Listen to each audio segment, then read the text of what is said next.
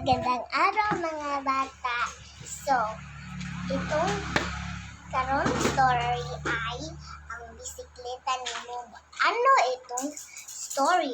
May isang lalaki, may isang bisikleta nga dumi. Bakit dumi ng bisikleta? Kwento ni Rebecca T. Año Nuevo. Guhit ni Joan Breber Gandu. Ano iyon?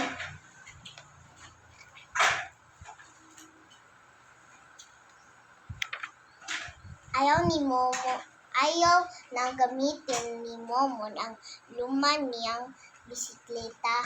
Nahihiya siya sa mga kalaro. Ang gilas ng mga bisikleta nila, sari-sari ang nakasampay na kulay, nakasisilaw, tumatalon, umiikot, humaharurot at pangbumusina, tabi ang poporma.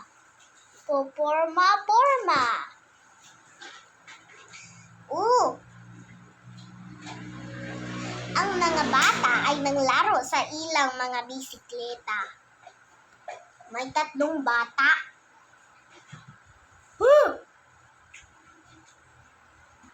Put-put! Si Momon may bisikletang galing pakang kuya.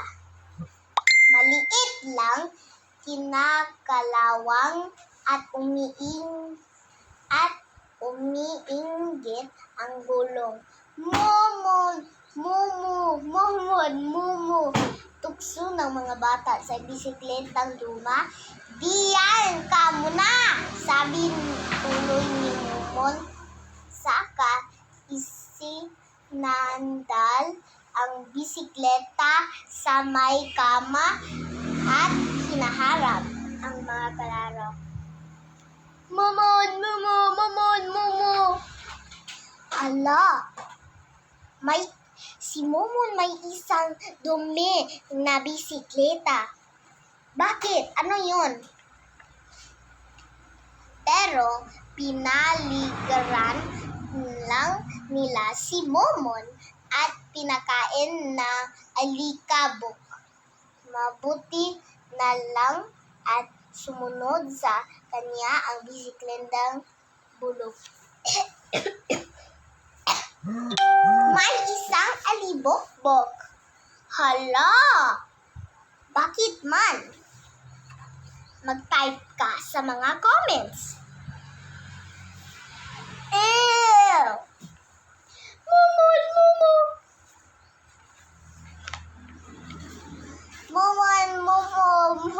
Momon. Nga! Anong laking anino ng bisikletang gumagalaw mag-isa? Nagsitayo ang buhok at hindi makapaniwala sa nakita. Nag-unahang pumidal palayo at ang mga kalaro ni Momon.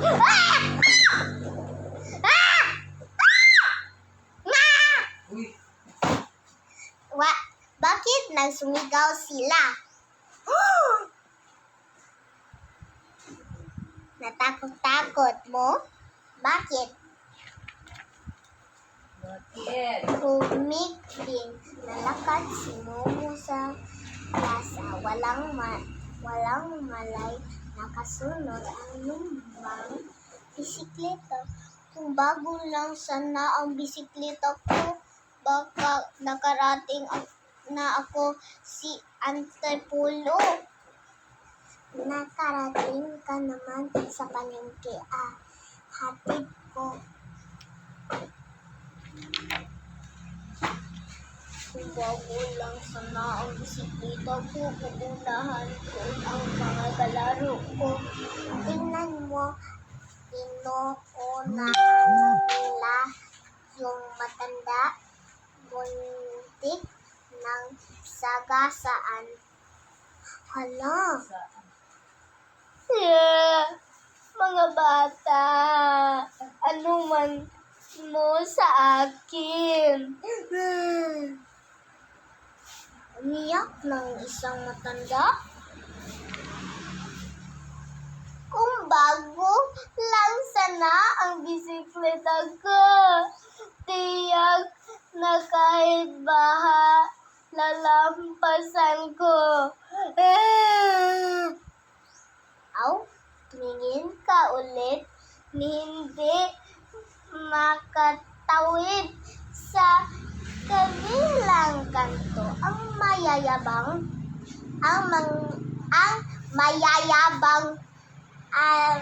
ayaw maputikan pag magpapahinog ang mga iyan sa paghihintay sa hindi matapos na kailing hinuhukay. Pero hindi po ako ang bisikleta ko. Napakinabangan na ni Kuya. Napagpraktisan ng pinsan kong si Rona. Ginagamit ko araw-araw sa eskwela hanggang ngayong buhay pa.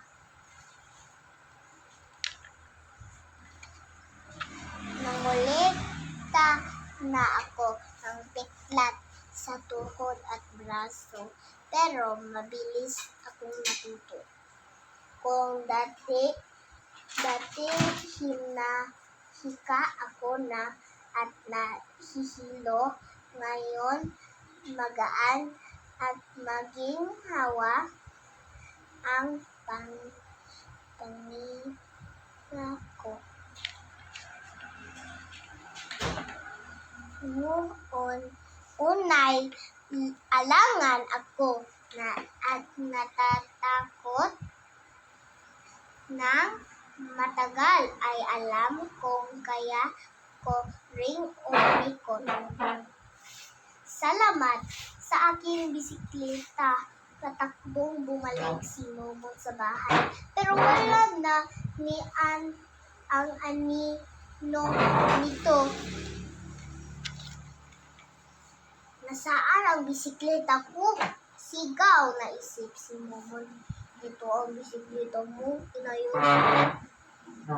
nilang isan at pinitahan ng bago. Ha? Nahihiyang nilapitan ni Momo ang bisikleta. Yayakapin sana pero walang anoy-anoy. Tumalikod at nangkulong sa kwarto. Ano ba talaga Momon? Nabubuisit na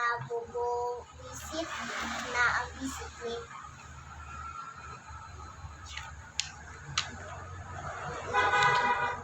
Lumabas si Momon ng silid.